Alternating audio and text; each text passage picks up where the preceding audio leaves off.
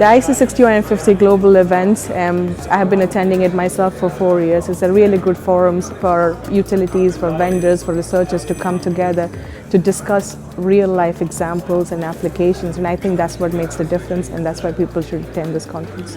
I think it's an opportunity to interact with other people involved in the application of the technology, but also interact with the different vendors presenting their product. I think really one of the good points of this conference is that we have a lot of utility attendants that report about their real use cases, about their experience with the technology in real-world applications. Yeah, the event's been great. The topics have been spot on with what we've been wanting to hear. The interaction with the vendors has been outstanding as well. Lots of good networking opportunities, and the discussion has been outstanding as well.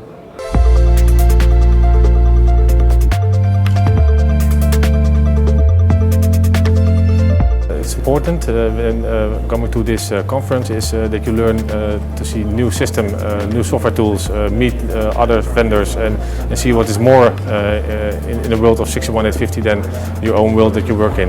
You have an excellent opportunity to do networking with very highly capable people and people that know the business and how this should evolve in the future. It's listening to what people do, meeting old friends, making new friends and enjoying the interaction with the people changing the industry.